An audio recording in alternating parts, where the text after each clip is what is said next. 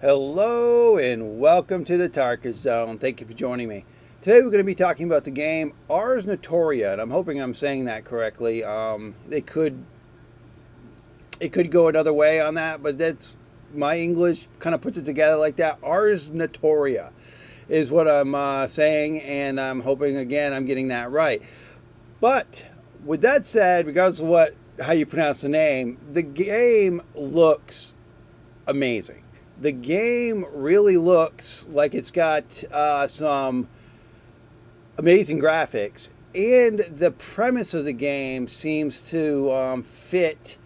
It kind of overlaps a few people's needs because you get a group of people together to play these kind of games. Some people play it for the campaign. Some people play it for the sandbox. It's an open world sandbox. Let me just read it. If you can't see it up on your screen, I'm going to read it here for you. Explore the fantasy world of Ars Notoria, a survival action RPG set inside an open world sandbox that lets you hunt powerful creatures, strike out on your own, or play together with friends to build a sprawling faction utilizing deep crafting mechanics and strategic recruiting of allies.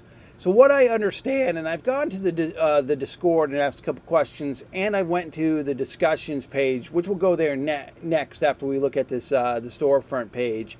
But what I understand about this game is it's going to be, when it first comes out, you'll be able to create a my PC would start the game, and I can allow people to join my hosted game on my PC.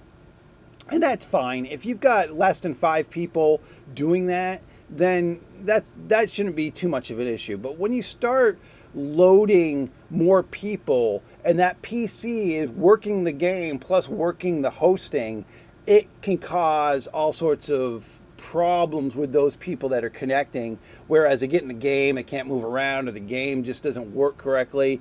So at that point, you kind of need a dedicated server, and the developers have said that's what they're going to try to do too, is allow not only the hosting where you can just click, yeah, I want some friends to join me, but to actually go into Steam, go to dedicated server, and start a dedicated server, and then allow people to run that dedicated server. Now, that dedicated server, one would hope that if I'm running that on my end, that I put it on a box I'm not actually playing on, because that's the difference between the two. Is one, I'm playing on the same box PC as those people that are connecting, whereas the dedicated server one would usually put that on another system, and then I'm also connecting to it, then my friends are connecting to it, so that's taking the load of the server.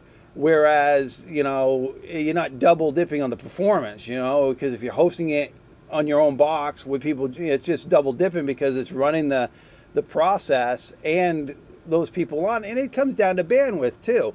How many, if you don't have a beefy internet connection, and when your friends join, they might get bogged down. They might get the ping-ponging lag issues because the bandwidth isn't there. So I also in Discord asked the developers, have you thought of G Portal? And their response was, well, we can look into it. And the thing is if you have if you have the ability to create a dedicated server for me to host on an extra computer, then you should be able to send that package to G Portal and make some sort of deal with them. With G Portal is, as you player would have to pay to rent the server. So, you go in and let's say you want your server to hold 10 people. They would tell you what the price is per slot, and then you pay it. Currently, Frozen Flame, I got a server that for 24 people. And so G-Portal's hosting that. That was like $60 for 3 months. So there might be, that could be a good option for folks who do not have a dedicated box to put the server on, but like with me, who would like G Portal to host it and then have everybody connect to that server. I just don't really know what the player cap is right now. I did pose the question, is it 5? Is it 10? Is it 100? How many people can you actually get into this game at this current time? Now, the game is going to be starting early access soon. And it says 2023, so who maybe the next couple months, maybe mid 2023. I don't know. I just found this game, and when the beautiful thing about the game is the graphics. I like the graphics, as you can see here, but it's also got the sandbox building where you can build your own structures in the game. And let me see if they've got any other pictures here. Okay, so this is news from them. Let's play this video real quick. I don't know what it's going to do. I haven't seen it. Okay, there you go. So it's showing you the building interface. So you're in the world. You, as the player, can create this stuff because it's an open sandbox, a lot like Minecraft, Avalum, Frozen Flame. These type of games allow you to be very creative. But what I like about what I've seen so far with this game is the amount of assets that they're giving you to build. And when I say assets, what I mean is unique structures, unique modeling that allows you to build a structure. And what's interesting with this video is it looks like they don't really considering a support system in this game, which is nice. That means you can free build as high as you want to go, because it's definitely looking like that's what you can do. So they haven't implemented a building support system where you have to put beams in the support for the next floor. The drawback to non-support systems is the fact that people can build as big as they want, and if they end up building something that is monstrositous, they could lag the game server down because the building being so beefy, too big for the rendering or how the performance of the box will do. But I mean, if they do good at that, then you should be able to build cathedrals or huge structures without lagging down the server. Looks like you obviously got roofs, walls, windows, and some of the stuff I've seen on Discord is actually quite interesting too. The detail of the items that you actually can decorate inside the building. That's what's neat about this game is it showed all sorts of, yes, you've got all this stuff that you can use to build the structure, but then the actual decorations and the fluff that you put inside the building brings it to the next level. It allows you to actually go, I mean, look at that, even an iron gate you can put around. Oh, fountains, statues. I mean, it looks like it's gonna, if you're a base builder in any game and you enjoy really building stuff in a video game, then it looks like this is going to be the game for you. Now, the graphics, again, I'm going to circle back that the graphics are pretty nice. They remind me of New World, a few other games that I've played. It's not cartoonish. It looks somewhat real, especially at this distance. I don't know what the rendering or the detail is if you were right up to the building and you're just looking at the wall, what you could see. But yeah, they go on to the new parts, what they've got here that allow you to build structures. That was in their news, and then they got factions in the game. There's various crafting professions in the game which look really neat. The alchemist, weaponsmith, jeweler, carpenter, mason. I mean, merchant. It looks like you can. And then obviously they've got workstations you've got to build in the game to be able to do those professions. And then those workstations look like they have their own leveling system. So you level those workstations to allow you to unlock other things. They've obviously got tier 1 to tier 3 components, meaning that you get this one first and you do something to make it this, and then you do something to make it that. That looks nice. And look, the special resources include materials, the crafting equipment, the skill trees. Okay, they obviously got skill trees for these things, which are kind of neat. That's a neat looking building. Festival of Souls, obviously we missed this. They must have done this during a beta test or an alpha test, but that looks sick as hell. I mean, look at that. Just, that is neat. I think, yeah, that's really detailed. Those jack-o'-lanterns are really cool. And the graphics are cool. And the monster, look at these, you know, like if you're looking here, look at the detail of the monsters, and even the detail of the character, the person playing the game. I mean, that's quite detailed. I mean, it's quite nice. Oh, look at that's. I think they've done a really good job here. Let's just go back one screen here, and you know, hopefully it performs very well. That's my hope. Is when you finally get your hands on the game, how it performs is going to be the, you know, if it's going to be successful or if it's not. I mean, it can look all nice and beautiful, and once you load 3 or 4 people on it and it just won't, it just goes chug, chug, chug, chug, chug, and it won't do anything, then, you know, it's not going to be that great. But if it can actually perform very well, then I think this game has promise. I really do. So let's go to discussions real quick. So the discussion page is not much here. So it leaves me to believe that they're really early on this game, meaning that not a lot of people have found it. Not a lot of people have seen it, see it in its development phase, because normally when a game is hyped, you'll see 3 or 4 or 5 pages of Discord pages in the discussion, not Discord, but in Steam, the discussions page. I have gone into Discord. Their Discord is active. I'm looking at it here. You know, it's got 98. It looks like it's got 98 people that have signed up to it. So I think this is really early for them. So I'm hoping that my video kind of helps people see the game. Say, oh, look, Tarkis sees that this game is being promising. Yeah, there's no videos, there's no artwork yet. You just got what is on their store page and a couple links that you can, you know, the news link that I had already shown you.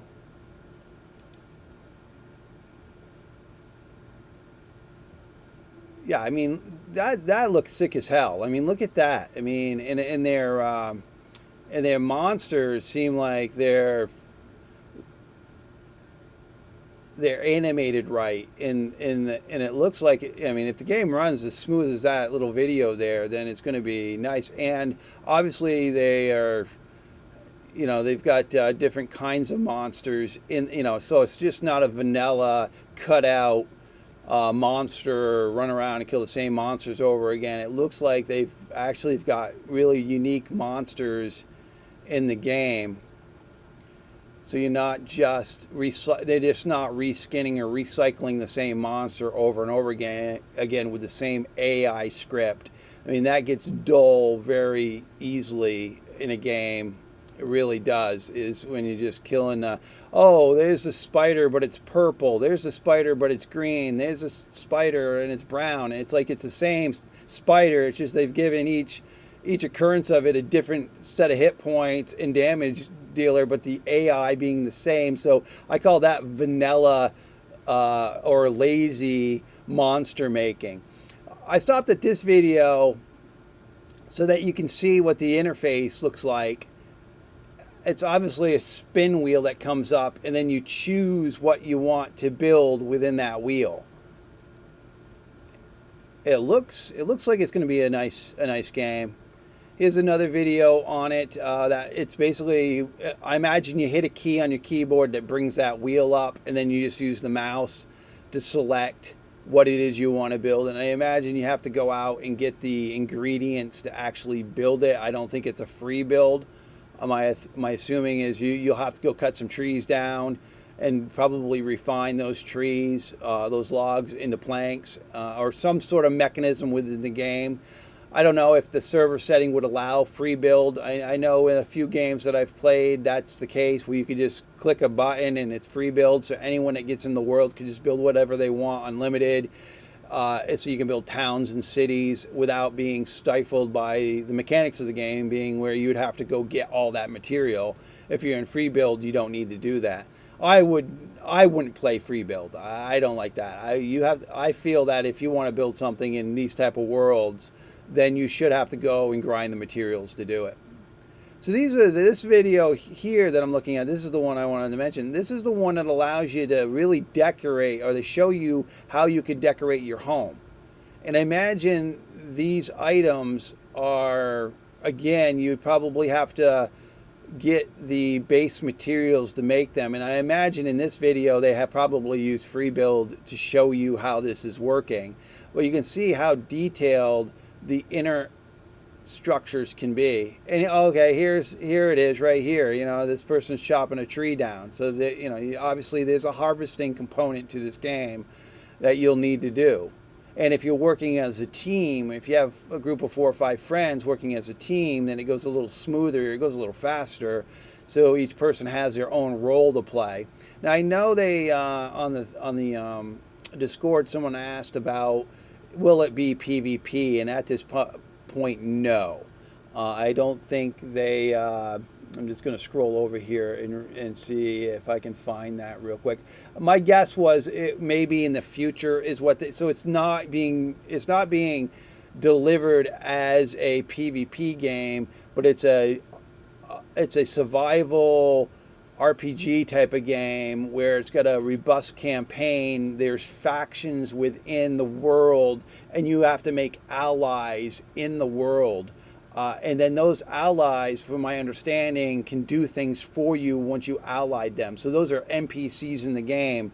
So I don't know what that, you know, if that is I befriend this person in the game. Do they come work in my factory? Do they come and work on my farm? Or are they just a resource that I can use later to get other things in the game? I don't know how that's going to work. I guess I'm just looking here. Yeah, I mean, you can focus on farming and gardening if that's what you want. So the game also allows for farming, like it's a farming sim where you plant things and you can actually harvest the things that you've planted. I think this game has a lot of potential, and I think this game, if they deliver the dedicated server, which I hope they do, because you know me, I only play a few single player games, and those are just time waster games, little building sims that I play. But when it comes to a game like this, I would never touch it if it was single player. Just won't. I enjoy playing with people. So if they can deliver the server, dedicated server element, and I can just slap that on my gaming laptop and then have it run on my gaming laptop and then invite people to that laptop, that would be great. I mean, the next step would be slapping it to a G Portal server, and I pay for renting that server. That would even be better because they just have a better performance on their end, and they're not utilizing my home bandwidth. People won't be needing that to get to me because it will be over at the G Portal side. So, I mean, that's my thoughts on this game, and I think if you're interested in following it, you can just hit the follow button here at the top of the Steam page. I put it in my wish list, and you know, just this video alone, I mean, it looks sick. I mean, and that's not in a bad way. It looks really neat. It looks like they've got some full detailed thoughts here, you know, in seasons and weather. And obviously that huge city. I mean, I think and I hope that when this game, and obviously a daylight cycle, I just hope that this game is the next big sandbox, because it looks like they've got a good start here.